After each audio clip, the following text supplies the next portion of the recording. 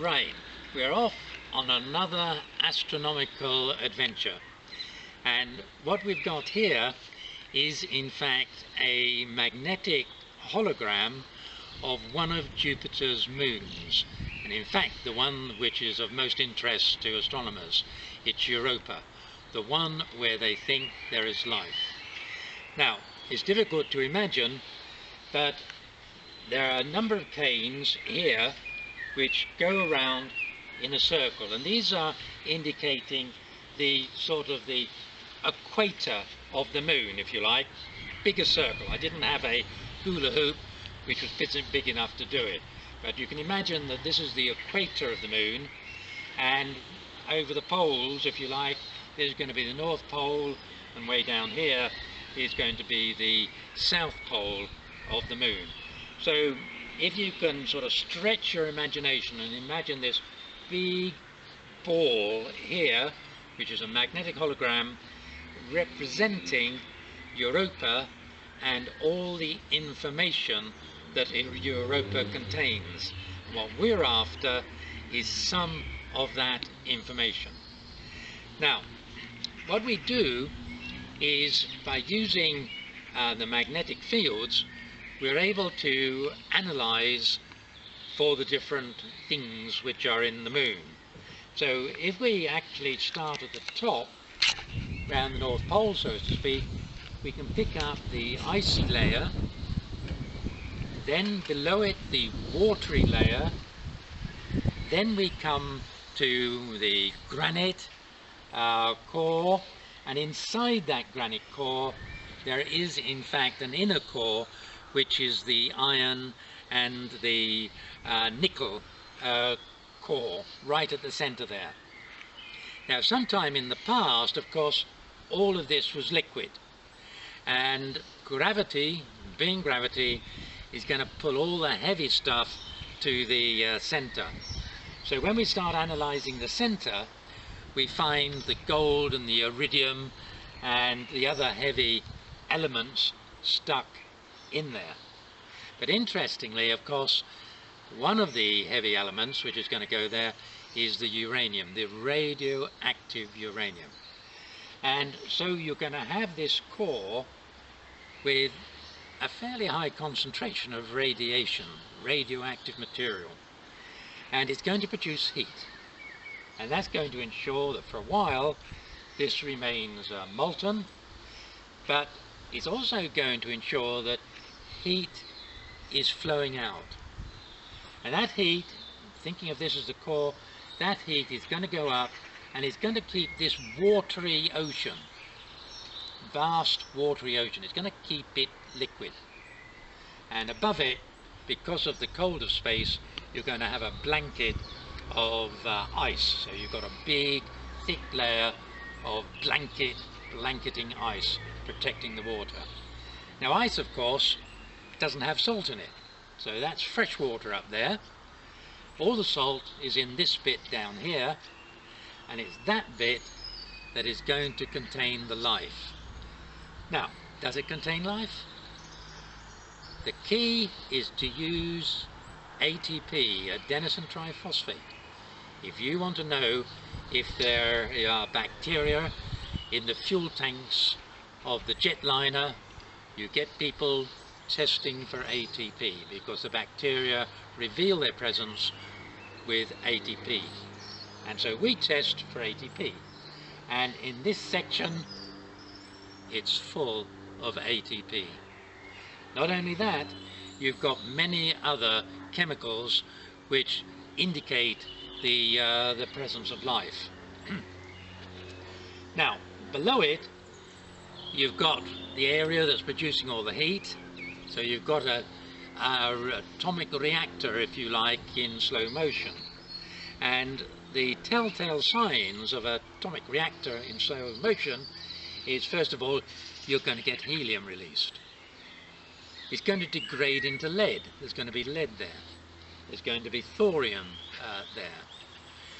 Now, also importantly, there are going to be neutrons flying around, and if there's any nitrogen, the neutrons and the nitrogen are going to combine and produce carbon-14. But whilst what they call the half-life of your main elements, such as uranium, is measured in billions of years, the half-life of carbon-14 is only a few thousand years. So if there's any carbon-14 there, it's going to tell you that the whole system is still working. The reactor is still going, it's still producing its neutrons, and it's still producing its carbon-14.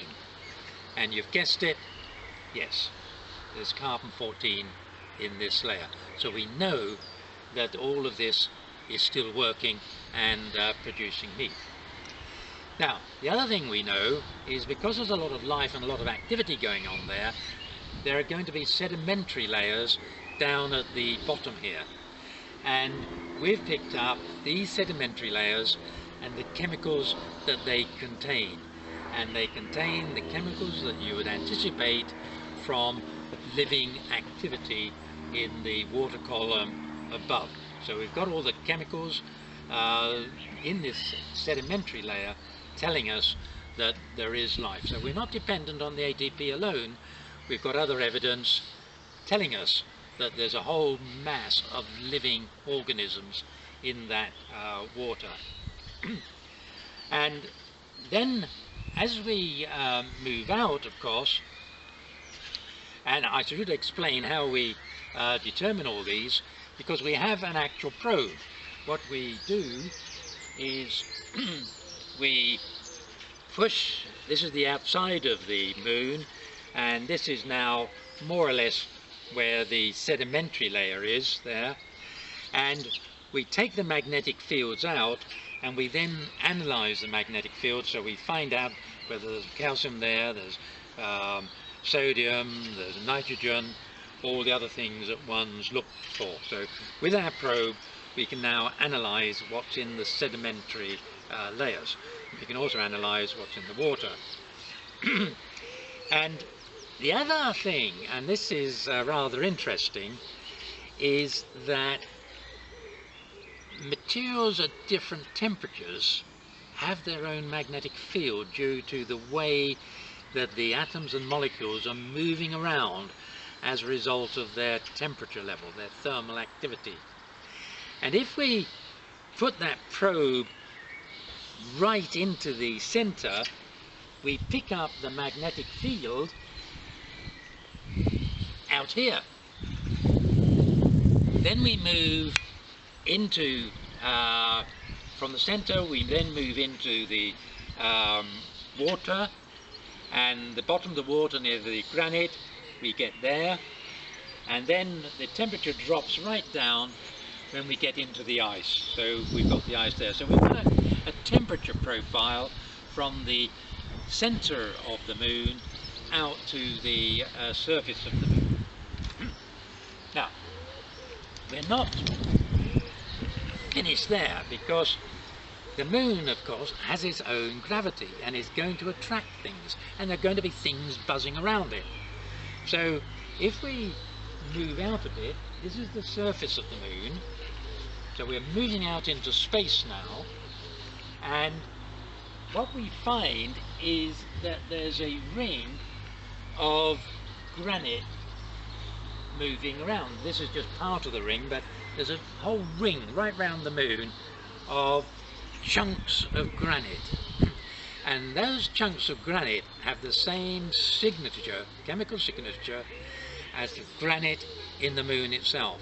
In other words, they've got high radioactivity, they've got the lead, they've got the thorium that one associates with uranium gradually decaying over the billions of years. And also with these chunks of granite, we've got a disk or ring of water vapor. So round Europa there's this circle of water vapor and circle of chunks of granite going around it. So by using what we call biolocation, and by biolocation we mean we're using the magnetic sensory system of humans and the techniques that we've developed to go along with it, we're able to take an astronomical object such as a moon of Jupiter, create a magnetic hologram of it and analyze it and find out what it's made of, and importantly whether there's life in it. And we can now say categorically that Europa contains an ocean full of life, and that the central heating system of Europa is driven by an atomic reactor working in slow motion at the center of the moon. Many thanks for listening.